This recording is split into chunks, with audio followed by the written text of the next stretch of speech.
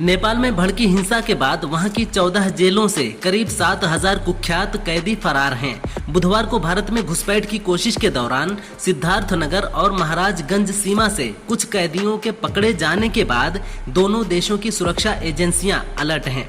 सीमावर्ती इलाके में निगरानी बढ़ा दी गई है। ड्रग डीलर समेत कई अपराधी पकड़ में आए हैं। उधर बिहार सीमा से भी एक सोने का तस्कर और एक अन्य अपराधी गिरफ्तार हुआ है।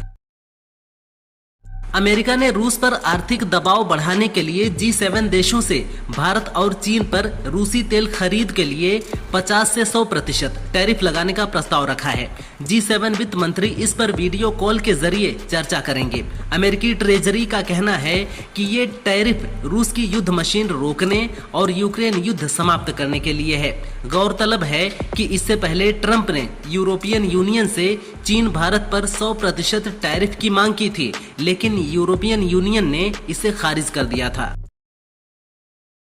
EMI पर फोन खरीदने वालों के लिए एक बड़ी खबर है कि RBI एक नए नियम पर विचार कर रहा है, जिसके तहत अगर कोई ग्राहक किस्त पर खरीदा हुआ मोबाइल फोन का लोन नहीं चुकाता है तो बैंक उसके फोन को दूर से ही लॉक कर देगा और इसके लिए जल्द ही RBI की अनुमति दी जा सकती है। इस कदम का उद्देश्य बैंकों के फंसे हुए कर्ज को कम करना है।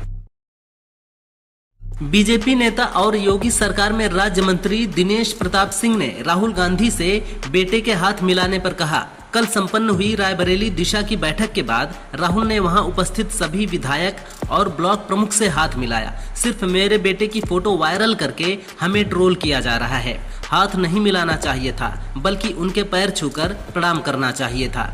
इससे न बीजेपी रायबरेली के भारतीय संस्कृति के पोषक लोग खुश होते। उत्तर प्रदेश में साल 2027 में विधानसभा चुनाव प्रस्तावित है। अभी चुनाव में कम से कम 1.5 साल वक्त बचा है। उससे पहले सपा चीफ और यूपी के पूर्व CM अखिलेश यादव ने बड़ा ऐलान किया है। सपा चीफ ने इस आशय के संकेत दिए हैं कि पार्टी सभी 75 जिलों के लिए अलग अलग घोषणा पत्र बनाएगी। उन्होंने इसके पीछे तर्क भी पेश किए हैं। हालांकि अभी अखिलेश ने आगरा, हाथरस और मथुरा का ही ऐलान किया है। शंकराचार्य स्वामी अभिमुक्तेश्वरानंद ने नेपाल हिंसा को देखते हुए भारत में भी विद्रोह की आशंका जाहिर की है। शंकराचार्य ने कहा कि नेपाल में विद्रोह की प्रमुख वजह गो हत्या रही है, क्योंकि गो हत्या के वीडियो बनाकर सोशल मीडिया पर डाले जा रहे थे। जब लोग उसको देख रहे थे, लोगों के मन में पाप का बोध हो रहा था, और जब सोशल मीडिया को बैन कर दिया गया तो नेपाल के लोगों ने वहां की सरकार को भगा दिया। रायबरेली में दिशा बैठक में राहुल गांधी और बीजेपी नेता व मंत्री दिनेश प्रताप सिंह के बीच झगड़ा हो गया। दिनेश सिंह ने कहा कि राहुल दिशा बैठक के मुद्दे से अलग मुद्दों पर बात करना चाहते थे। इसी पर हमने उनसे कहा कि आप दिशा के जो नियम है उसके अंतर्गत सिर्फ बैठकर कर सकते हैं। राहुल दिशा के सुपरवाइजर हैं, अगर कोई उसका मालिक बने तो वो ठीक नहीं है। ये मंच राजनीति के लिए इस्तेमाल नहीं होने देंगे। इजरायली PM बेंजामिन नेतन्याहू ने वेस्ट बैंक में E1 बस्ती योजना को मंजूरी देते हुए कसम खाई कि कोई फिलिस्तीनी राज्य नहीं होगा। इस योजना के तहत पूर्वी यरूशलेम और माले अदुमिम के बीच 3,112 आवास इकाइयां बनेंगी, जिससे 15,000 नए निवासी बस सकते हैं। ये बयान संयुक्त राष्ट्र महासभा सत्र से पहले आया है, जहां फ्रांस, कनाडा और अन्य देश फिलिस्तीन को मान्यता देने की तैयारी कर रहे हैं। लखनऊ में CM आवास से 100 कदम दूर जहर खाने वाले युवक की मौत हो गई। युवक शुक्रवार सुबह 9:20 पर लामार्स चौराहे पर पहुंचा। पुलिस को चिल्लाकर बताया कि उसने जहर खा लिया है। पुलिसकर्मी उसे तुरंत सिविल हॉस्पिटल ले गए, जहां 2.5 घंटे बाद इलाज के बाद उसकी मौत हो गई। मृतक की पहचान बुलंदशहर के तातारपुर के रहने वाले अजय के रूप में हुई। मरने से पहले अजय ने पुलिस को बताया था कि वो बिजली विभाग से परेशान हो गया है। भारत की मशहूर बैडमिंटन खिलाड़ी ज्वाला गुट्टा की एक पहल की जमकर सराहना की जा रही है।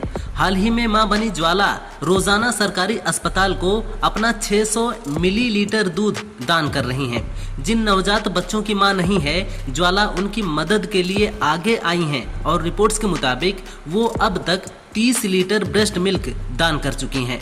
भारत में पहली बार किसी एथलीट ने इस तरह का कदम उठाया है, जो सच में प्रेरणादायक है।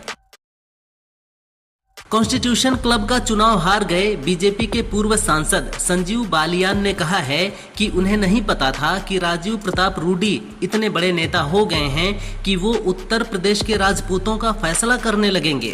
बता दें कि रूडी ने बालियान के मित्रों से कहा था कि छपरा में कोई जाट वोटर नहीं है, लेकिन संजीव के क्षेत्र में 2 लाख ठाकुर हैं और अगर मेरे नाम पर वो नाराज हो गए तो वो परेशान हो जाएंगे।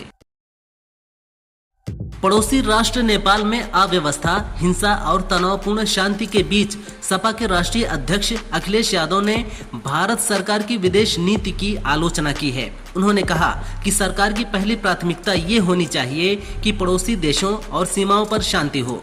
भारत सरकार कई बार अपनी विदेश नीति में असफल रही है, ये हमने देखा है। अगर वोट की चोरी होती है तो आसपास के देशों की तरह देश में भी जनता सड़क पर दिखाई देगी।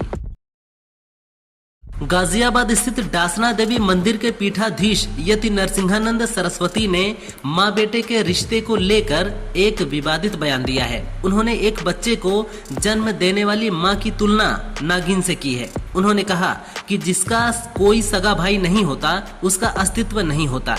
ऐसी मां अपने बच्चों के भविष्य के लिए खतरा होती है। नरसिंहानंद मुजफ्फरनगर के श्याम मंदिर में आयोजित यज्ञ में हिस्सा लेने पहुंचे थे।